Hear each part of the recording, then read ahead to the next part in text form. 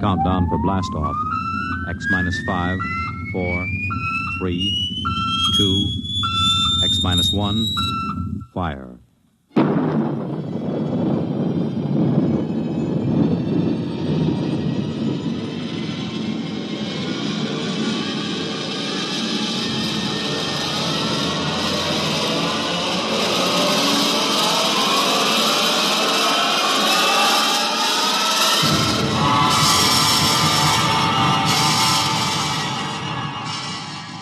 From the far horizons of the unknown come transcribed tales of new dimensions in time and space. These are stories of the future, adventures in which you'll live in a million could-be years on 1,000 maybe worlds. The National Broadcasting Company, in cooperation with Street and Smith, publishers of astounding science fiction, presents X minus 1.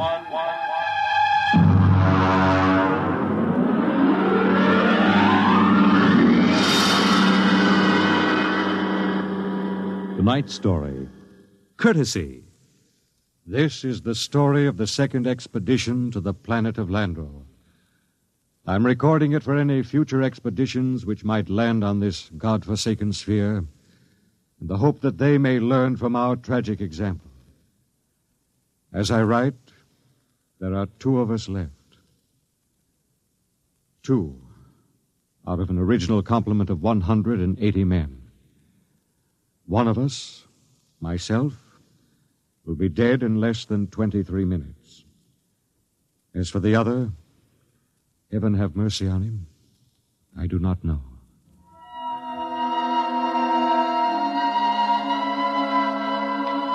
On June 3rd, 1997, less than 2 months ago, the last of our supply ships blasted off from Lando for their return to Earth. After it had gone, I remember looking out across the plain at the dead city, one of thousands that dotted this planet.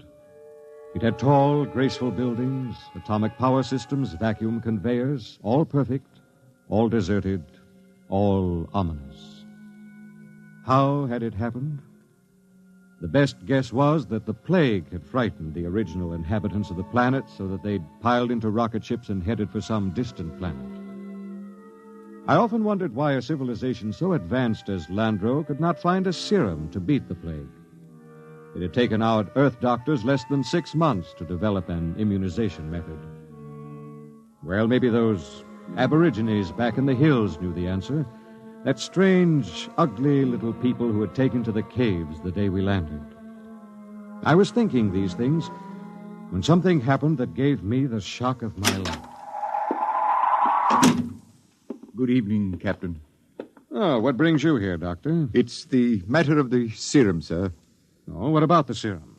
It's no good. No good? It's too old. 10 years too old. Didn't you examine it? Yes, I did, but, well, my eyesight has been failing lately. Are you aware, Doctor, that the last supply ship has returned to Earth? Do you know we'll have no more contact for 2 years?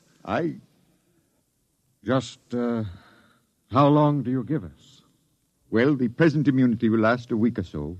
Then, without booster shots, it's just a question of time until someone picks up the plague. After that... What about the natives? They don't die from the plague? The accepted theory is that they have developed an immunity. Well, suppose they haven't developed an immunity, Doctor. Suppose they get the disease. Then they must have a treatment for it. If they don't, there would be no natives. Would you be willing to go on an expedition to the hills to find out? At this point, Captain, I'd be willing to do anything. Absolutely anything. I am truly sorry. You're sorry? Dr. Morgan, sometime when you aren't too busy, when you have a moment, I'd hate to inconvenience you. Would you mind telling me how it feels to murder 180 men? 181, including yourself.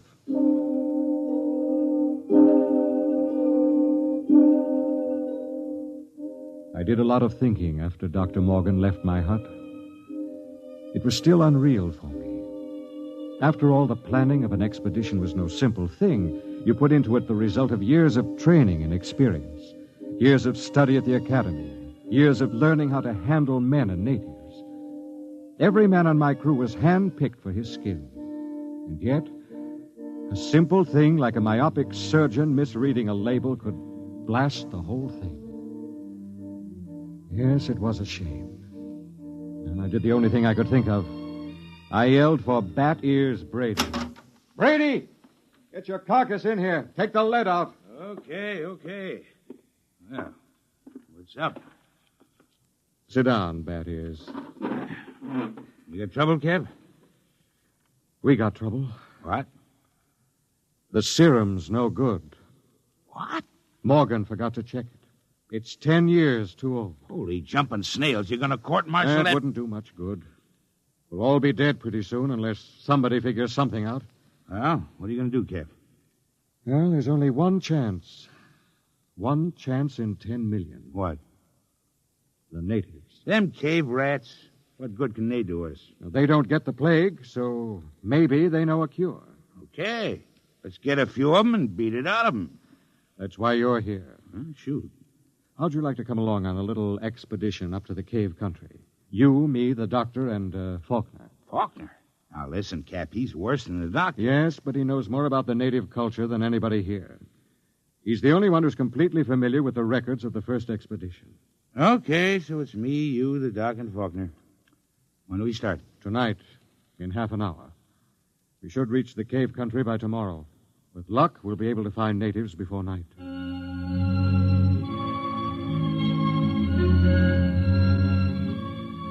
Benny Faulkner was the expedition anthropologist. One of the most unfortunate-looking individuals I've ever met. An ugly man with large ears and a big nose. His body was small and consumptive, but he had a good brain. And he was the best anthropologist the Interplanet Institute could recommend. He and Dr. Morgan were the only two civilians on the expedition. We set out, and after several hours hard walking... Cap.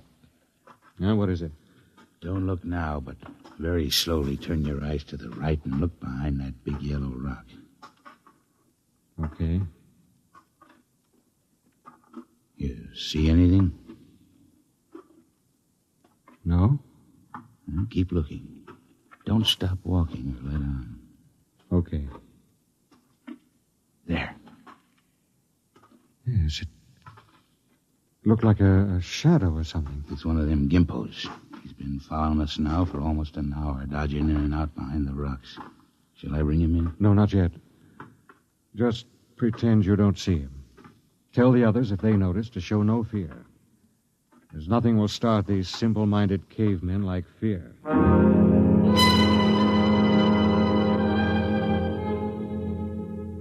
The manual said, "Under no circumstances shall a member of the patrol display fear before a native. The dignity of the Earthman must be preserved at all costs." Just before dawn, we reached the cave country. We were tired and hungry, and we stopped to cook some food and rest. Everything was quiet. There was no sign of the gimpo which had been trailing us until... Okay, get in there, you sneaking little monkey man. Come on, before I break this shovel on your stern. Yeah, what's the trouble? Cap, I caught me one of these gimpos sneaking around outside the tent. Bring him in the light of the fire. We can get a look at him. Faulkner? Yes, sir? Keep an eye on him. Try to establish some communication. All right, get in there. Look out. No need to knock him down, Batty. Oh, that's the only language they understand. See if you can reach him, Faulkner. Okay, Captain. I'll need a drum of some sort. A what? Well, they have no language as we know it, and they have a very rudimentary sense of hearing. I find they communicate with one another through a very primitive kind of vibration of the tongue. The closest I can come is a series of drum beats, a sort of Morse code. The psychologist on the first expedition had it worked out before he was killed by the plague. I've studied his notes, and I think it'll work. You mean these little critters can talk to one another? I believe they can. At any rate, we'll have a chance to find out. Do we have something I can use for a drum? Here, take my water bottle. Thank you, Doctor. Now, I'll tap it 3 times. That's a greeting of some sort. Just a moment. Yes, sir? I don't want you treating this fellow like an equal. Don't give him the idea that we're desperate. Once they sense that, you're lost. I have to communicate with him, sir. Well, just bear in mind what I said. Dignity. Yes, sir. I'll do my best, sir. It was a strange sight. On one side of the water bottle crouched little Benny Faulkner, looking for all the world like a human spider. Across from him crouched the Landrian, a humpbacked, gray little creature with an enormous head and those huge, soft lavender eyes. Every few moments, one would stop the strange tattoo of communication, and the other would take it up. I'm setting forth in this narrative the most vital part of their conversation, as Benny Faulkner later transcribed it from the best of his memory. Benny asked, "Why were your cities abandoned? Was it the plague?" The native said yes. Benny said, "Do you still fear the plague?" The native answered yes. "Do any of your people become afflicted?" The answer was some. "How do you treat them?" Silence. "How can we find a cure for the plague?" More silence. Then the native said, "Go among my people." Benny asked, "Will we find the answer among your people?" And the native replied, "My people have the answer." Benny said, "Will you tell me the answer?" The native repeated, "Go among my people." As far as the Landrian was concerned, the conversation was ended. He rose to go, and Faulkner stepped from his path, but Brady was there to ensure the bet. Hold on there, bucko. You ain't going no place. Don't maltreat him, Brady. What did he say, Benny? He says his people have the answer. What do you think? There may be some truth in it. He says some of his people still get the plague. That must mean it isn't a question of immunity. They must have a cure. Well, he wasn't clear on that. Then they must have a vaccine to keep it from spreading. Does he know? His answer is for us to go among his people. Well, that leaves it up to us. The first level of caves is on top of that cliff about a mile ahead. It's a trap. I'll bet my last dollar on it. Well, maybe not. And we'll have to risk it. Wait. Well? Let me go. I got you all into this. But how will you talk? Benny here can give me enough of the code so I can ask the big question. You understand that they might just decide to cut your throat? I'm fully aware of the risk. All right, Doctor. You go ahead. We'll wait at the foot of the cliff. If you aren't back down in 3 hours, we'll come up after you. What about the Gimpo here? We'll hold him as a hostage to ensure the doctor's safety. If the doc comes back, all right, we'll let him go. If not, well, that's your job, Brady. A pleasure.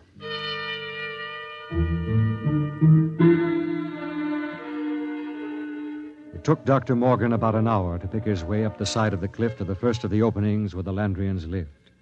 He waved to us before he entered the mouth of the cave, and we waved back. Then we settled down to wait. It was a long, long wait.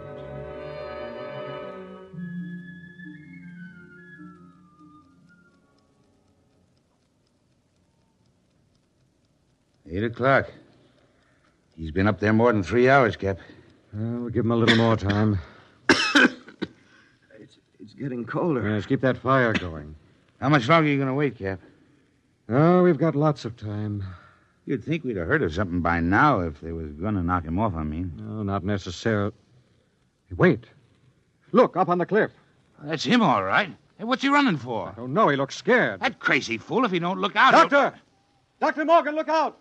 Look out!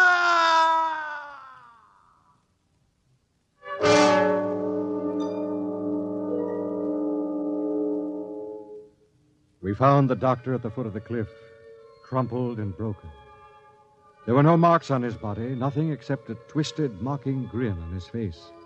Oh, yes, and one other thing. Scrawled across the pad he had taken with him on which to make notes concerning the answer was a single word. The word was courtesy. We threw the paper away. The expedition was a failure, though Bat Ears claimed he'd get it out of the Gimpo if I'd let him. I nodded in agreement. Bat Ears took the little native off behind an outcropping of rock. He was back in 15 minutes, dripping with sweat. Well? Let's go, Cap. Nothing, huh? But nothing. Is he, They ain't made very good, these little gray people. They come apart too easy, so... Let's go, huh, Cap? All right. Benny... Benny, what is it? I feel kind of sick all of a sudden. In the back of my head, a dull kind of pain. Let me see your tongue. Come on, give him a hand, Bat Ears. We've got to get him back to camp. What is it? I'm not sure, but that blackness on the tongue and the headache, it could be the plague.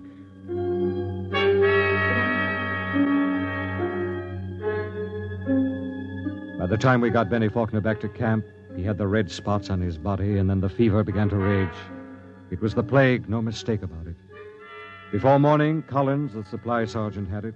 Then it was Peabody. After that, the men went down like 10 pins. Then one morning, Bat Ears Brady dragged himself into my tent and sat down. The lines in his face told me the end was coming pretty fast. Sit down, Brady. Well, what's the count? 6 left. We buried the chaplain today. Got anything to drink? Sorry, I'm all out. How about a cigarette, then? You got a cigarette? Yeah, sure. Here. How's Faulkner? I don't get it. He's still alive. Still alive? Yep. In fact, he's getting better. He's sitting up. Holy mackerel. Oh, this is a good cigarette. It's like any other. No. This one's different, Cap. This is my last. What do you mean, Brady? Take a look at my tongue. See? Little black spots.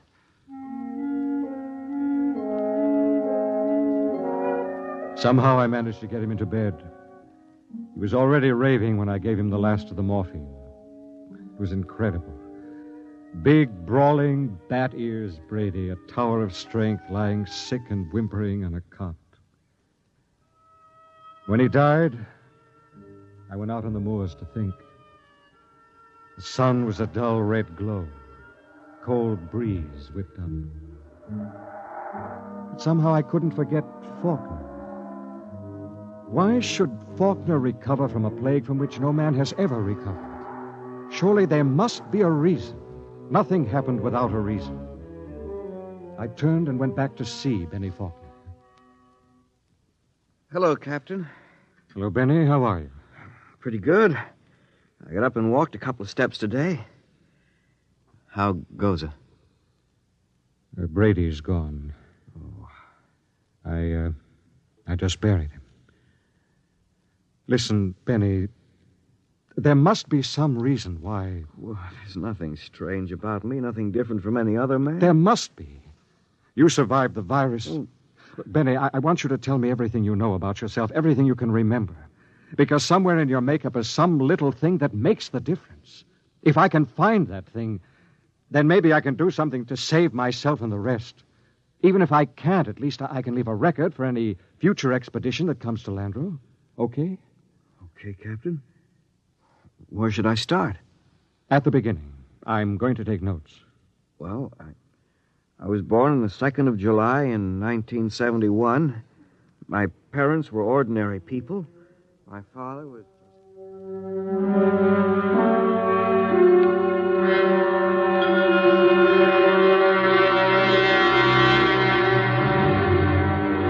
Look, Captain, I've told you everything I can remember. 3 days now you've gone over me, pawed me, questioned me. What else can I tell you? Benny, let's go over that last part once again. Where should I start? Take it from where the native started to walk away. You stepped out of his path, and Brady grabbed him. Okay, so I stepped out of his path. Why? What do you mean, why? Why did you step out of his path? Why not? Courtesy, I guess. What's the matter? Courtesy. That's the word that Dr. Morgan had scrawled in his notebook. Well, I don't see that... I don't either.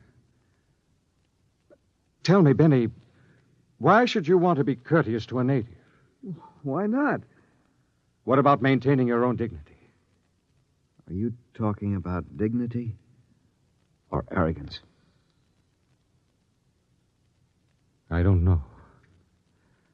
Benny, Listen, maybe we were all wet in our deductions. Maybe these cities here on Landro weren't deserted centuries ago. Maybe these little people up in the caves are the same people who used to live in those big cities. Why would they leave? Maybe they found out the big cities weren't the answer. Maybe they found out that civilization doesn't necessarily bring happiness. So they just packed up and left, returned to the simple life. No, it doesn't make sense. You're forgetting the plague. What is the plague, Benny? Well, I don't know. Is it a virus? I don't think they ever found out. You know what I think? What? I think the plague is nothing more than what we know as greed and arrogance. Captain, you're going off your rocker. I think maybe we're in line to die. Serum was good. In fact, I don't think the serum had anything to do with it. Oh, I never heard anything as crazy, fantastic in my life. No? Well, I think I'll go back to my tent and finish writing the report. I am beginning to sweat a little. Captain, maybe it isn't the plague. It is. I've seen it too many times to kid myself about it. Maybe hot compresses or something. No, Ben. Listen, Captain, you don't believe that junk about courtesy, do you? I mean, that's a lot of nonsense. You must know that. Holy mackerel, Captain.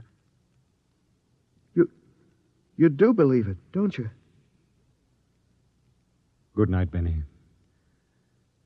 I think I'd like to be alone for a while. Okay. Good night, Captain. Maybe the supply ship will be early. You can probably stick it out. Sure. Good night, Captain.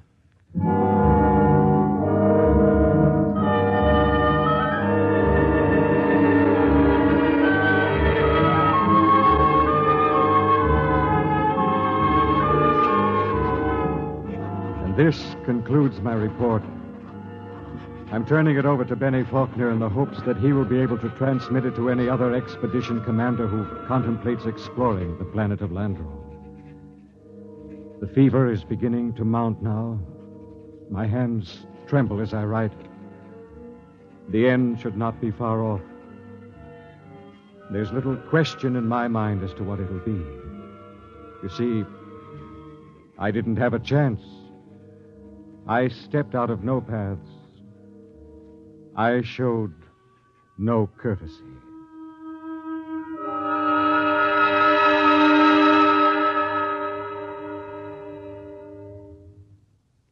You have just heard X-1, presented by the National Broadcasting Company in cooperation with Street and Smith, publishers of astounding science fiction. Tonight, by transcription, X-1 has brought you Courtesy, adapted for radio by George Lefferts from the story by Clifford Simad. Featured in the cast were Brett Morrison as Captain Ira Warren, Arnold Robertson as Battiers Brady, Edwin Jerome as Dr. Morgan, and Bill Griffiths as Benny Faulkner. Your announcer, Fred Collins. X-1 was directed by Ken McGregor and is an NBC Radio Network production.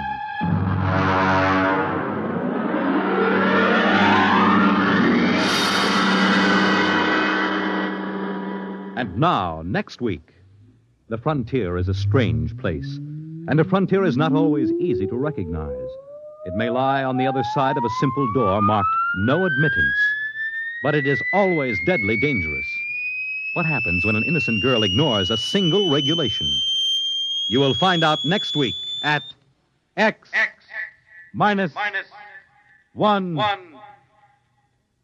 When you buy United States savings bonds, you help to build your own future security. Here's an opportunity to save systematically for long-range personal objectives. And with their increased yield and other improvements, U.S. savings bonds are a better investment than ever before.